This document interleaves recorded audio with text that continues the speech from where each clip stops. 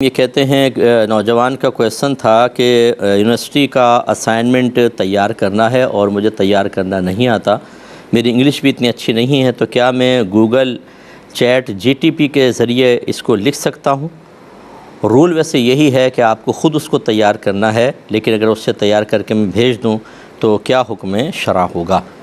دیکھیں، چونکہ یہ اسائنمنٹ وغیرہ یا تحقیقی مقالہ جات جو ہیں جیسے MPhil کے اندر یا PhD کے اندر درکار ہوتے ہیں، یہ اصل میں ایک شخص کی صلاحیت کو جانچنے پرکھنے کا ایک ذریعہ ہوتا ہے، اور اسی پر اس کو ڈگری جاری کی جاتی ہے کہ ہاں یہ اس قابل ہے کہ اس کو ڈگری دی جائے۔ اور جب آپ اس طرح کسی اور سے اسائنمنٹ تیار کر کے یا اس طرح چیٹ کر کے تیار کر لیتے ہیں تو یہ آپ ثابت کرتے ہیں کہ مجھ میں یہ قابلیت بالکل نہیں ہے۔ جب نہیں ہے تو ڈگری تو قابلیت پہ دی جانی تھی، خالی اسائنمنٹ تو اس قابلیت کی ایک ظاہری دلیل تھی جو آپ نے جھوٹی دلیل پیش کر کے اسائنمنٹ کے اوپر اور آپ نے ڈگری حاصل کر لی، تو آپ گناہگار ہوں گے۔ ایسا نہ کریں، اپنے اندر قابلیت پیدا کریں، صلاحیت پیدا کریں، کیونکہ اس ڈگری پہ آگے آپ کام کریں گے، کوئی جاب حاصل کریں گے، دیگر معاملات کریں گے، تو کیا آپ کے اندر تو قابلیت ہی نہیں ہے، تو اس کا مطلب آگے چل کے بھی بیڑا غرق کریں گے، تو اس لیے اس طرح کی اجازت نہیں ہے۔ تو جو بچے دوسروں سے اسائنمنٹ تیار کر کے سبمٹ کروا دیتے ہیں اور اس پر ان کو نمبر مل جاتے ہیں اور خوشی سے پھولے نہیں سماتے، یہ آپ اپنے ساتھ بھی ظلم کر رہے ہیں،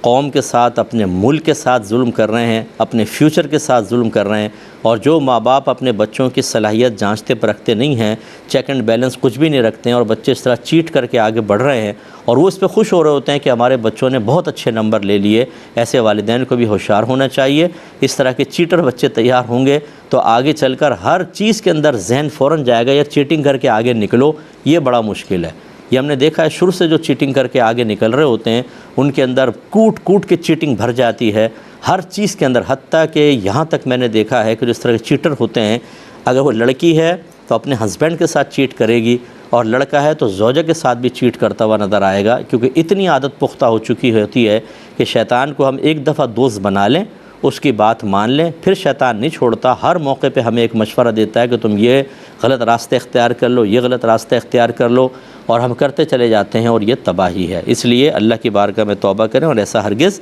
نہ کیا جائے۔ ایک بھائی نے پوچھا تھا کہ کیا ڈریسنگ ٹیبل کے شیشے پر مسجد نبوی یا کعبۃ اللہ کی پکچر لگا سکتے ہیں یا نہیں؟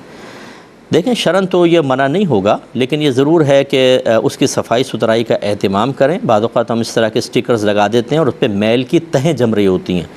بڑا بڑا لگا لیں گے یا تغرے لگا لیں گے، اور اس کو صفائی نہیں کرتے ہیں، ہاتھ پھیریں تو پورے ہاتھ پہ مٹی مٹی آ جائے، یہ مناسب نہیں ہوتا۔ جو یہ مقدس تصویریں ہوتی ہیں پھر اس کی صفائی کا اور احترام کا بھی خیال رکھنا چاہیے۔ تو لہٰذا آپ لگا تو سکتے ہیں، اور اگر ایسا ہے کہ اس کو لگانے کے بعد اس کی بے ادبی ہوگی تو پھر نہ لگانا ہی بہتر ہے۔ ایک یہ کہتے ہیں اگر کسی نے علم سیکھنے میں دیر کر دی ہو اور وہ کسی کو جادوگر سمجھ کر اسے کافر کہتا رہا ہو،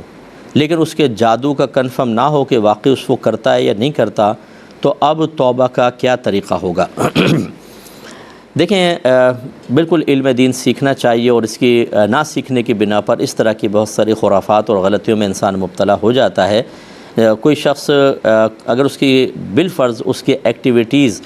شکوک و شبہات بھی پیدا کر رہی ہوں، تو آپ کو کیسے پتہ کہ وہ جادو کر رہا ہے؟ جادو کے اندر تو شرکیہ چیزیں ہوتی ہیں، گندے اعمال کرنے ہوتے ہیں، خراب قسم کے اعمال، تب کہیں جا کر وہ گندے جو جنات ہوتے ہیں ان کے ساتھ مانوس ہوتے ہیں، پھر وہ ان سے کام کرواتے ہیں، اور یہ بہت زیادہ محنت طلب کام ہے، ہر ایک یہ نہیں کر سکتا۔ اب یہاں پہ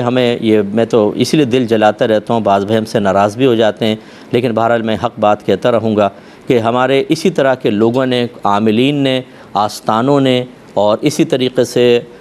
مطلب ظنی چیزوں کے اوپر یقینی باتیں کرنے والوں نے لوگوں کو شکوک و شبہات میں مبتلا کر دیا، ان کے اذہان کو بالکل مفلوج کر کے رکھ دیا ہے، ہر چیز میں جادو، ہر چیز میں ٹونا، ہر چیز میں نظر بد، یہ انہوں نے عادت ڈال دی ہے، تو اب ہم اسی طرح کرتے ہیں۔ تو بہرحال اگر ایک شخص ایسا ہے کہ اس کے آپ نے ویسی گمان کر کے اس کو کافر کہہ دیا تھا، تو اللہ تعالیٰ کی بارگاہ میں توبہ کریں، اور اس تک اگر آپ کی الفاظ پہنچے تھے، آپ کی بات پہنچی تھی، تو اس سے معافی مانگنا بھی لازم ہوگا۔ پہلے اس سے معافی طلب کریں، پھر اللہ کی بارگاہ میں توبہ کریں۔ توبہ کا مطلب ہوتا ہے کہ سابق گناہ پر نادم اور شرمندہ ہوں اور اللہ کے خوف کی وجہ سے یہ ارادہ کریں کہ آئندہ میں یہ گناہ کبھی نہیں کروں گا۔ جب آپ ایسا اللہ کی بارگاہ میں ارادہ ظاہر کرتے ہیں، انشاءاللہ اللہ تبارک و تعالیٰ آپ کے گناہوں کو معاف فرمائے گا۔ اور میری گزارش ہے تمام جو دیکھنے والے ہیں فوراً سے پیشتر فرض علوم کورس کریں، جہاں کہیں اچھے انداز سے ہو رہا کریں۔ اگر کوئی نہیں ملتا تو میرا نمبر لے لیں، میں اس سلسلے میں آپ کو گائیڈ لائن فراہم کر دوں گا۔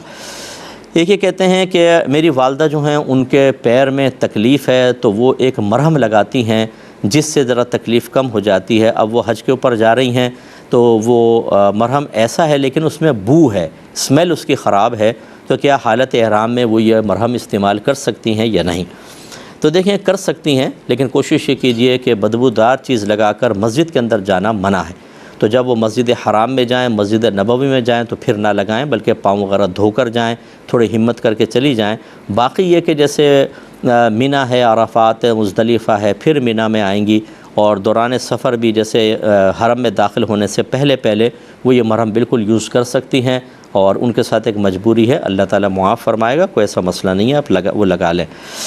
ایک یہ پوچھا تھا کہ اگر کسی کو ہر معاملے میں شک پیدا ہو جائے، نماز پتہ نہیں صحیح پڑھی نہیں پڑھی، وضو ہوا یا نہیں ہوا، غسل کے بارے میں، ایمان کے بارے میں کہ میرا ایمان بچا یا نہ بچا، تو وہ کیا کرے؟ بہت خوف محسوس ہوتا ہے۔ دیکھیں وسوسے اسی وقت آتے ہیں جب آپ کے ذہن میں صحیح تعلیم شرع موجود نہیں ہوتی۔ ہمارے گھروں میں رواج ختم ہو گیا ہے کہ باقاعدہ بچوں کو نماز سکھائی جائے، ایمانیات کے بارے میں بتایا جائے، کفر و شرک کی تعلیم دی جائے، یعنی یہ بتایا جائے کہ کفر کیا ہوتا ہے، شرک کیا ہوتا ہے، ہمیں کیسے اس سے بچنا ہے، اللہ کی توحید کے بارے میں بتایا جائے۔ یہ چیزیں اب ختم ہو گئیں، لہذا ہم تھوڑے بیانات سن کر مسجد میں چند چیزیں سیکھ کر بڑے ہو جاتے ہیں، اور ناقص معلومات کی وجہ سے پھر شیطان وسوسے ڈالتا ہے۔ تو میری گزارش یہ ہے کہ ان وساوس سے بچنے کا پہلا طریقہ تو یہ ہے کہ آپ ان تمام کے بارے میں علوم حاصل کریں۔ جیسے طہارت کے بارے میں کوئی اچھی کتاب پڑھ لیں، میری پڑھ لیجیے گا۔ اس کو پڑھنے کے بعد جب آپ غسل کے تمام مسائل پڑھ لیں گے اور اس کے مطابق آپ عمل کر رہے ہیں تو وسوسہ کیوں آئے گا؟ وسوسہ آتا ہی اس وقت ہے جب آپ کے ذہن میں غسل کے مسائل نہیں ہوتے، آپ کہتے ہیں پتہ نہیں غسل ہوا نہیں ہوا، کیونکہ آپ کو اصل مسئلہ تو معلوم ہی نہیں، نماز ہوئی نہیں ہوئی کیونکہ آپ کو نماز کے مسائل نہیں پتہ، آپ کو ایمان کے بارے میں نہیں پتہ کہ ایمان ہوتا کیا ہے، زوال ایمان کا مفہوم کیا ہے، ایمان ضعیف کیسے ہوتا ہے، قوی کیسے ہوتا ہے، یہ تفصیلی معلوم نہیں۔ لیکن جب آپ یہ فرض علوم کورس کرتے ہیں، آپ ایمانیات کے بارے میں پڑھتے ہیں، تو پھر بالکل تمام چیزیں کلیئر ہو جاتی ہیں، اور پھر شیطان آپ کو وسوسے نہیں ڈال سکتا ہے۔ تو اس لیے علوم دینیہ سیکھیں، اچھے لوگوں کی صحبت میں رہیں، صاحب علم لوگوں کی صحبت میں رہیں۔ بعض لوگ یہ بھی کہتے ہیں کہ جی آئے ہمارے پاس ذکر الہی کریں، ذکر الہی سے ہر چیز حاصل ہو جاتی ہے۔ نو، یہ جو کہتے ہیں یہ بہت ہی مطلب یہ کہ عجیب و غریب صورتحال ہے۔ ذکر کرنے آپ 100 سال ذکر کرتے رہیں، اگر آپ علم دین نہیں سیکھیں گے، حرام و حلال کے مسائل آپ کو پتہ نہیں ہوں گے، غسل و وضو اور ایمانیات کے بارے میں آپ نہیں جانیں گے، تو کیا صرف ذکر کرنے سے تمام علوم حاصل ہو جاتے ہیں؟ جو اس بات کا دعویٰ کرے تو پھر جو آپ کے ساتھ ذکر کرتا ہے، جس نے نہیں سیکھے اس کو ہمارے سامنے لے کر آئیں، ہم دائرہ ادب میں رہ کے چند کویسچن کریں گے، بیسکس بتا دے تو آپ ہمارا نام بدل دیجیے گا۔ 40-50 سال سے لوگ نمازیں پڑھ رہے ہوتے ہیں، لیکن جنہوں نے علم دین نہیں سیکھا وہ بالکل کورے ہوتے ہیں، ان کو نہیں پتہ ہوتا ہم کیا کر رہے ہیں کیا نہیں کر رہے، بس 40-50 سال سے نماز پڑھ رہے ہیں اور غسل کے مسائل سیکھے نہیں، تو غسل میں غلطیاں، وضو میں غلطیاں ہم نے دیکھی ہیں، مسجد کے اندر وضو خانوں پر ہم جاتے رہے ہیں، تو یہ ایسی صورتحال ہوتی ہے کہ پرانے نمازیوں کو وضو کرنا نہیں آتا۔ وجہ کیا ہے؟ سیکھا نہیں ہے۔ تو خوف بجا ہے آپ کا، اچھا ہے، لیکن یہ شک کبھی ختم نہیں ہو سکتا جب تک آپ جہالت میں مبتلا رہیں گے۔ علم کی طرف آئیں، انشاءاللہ یہ سب چیزیں دور ہو جائیں گی۔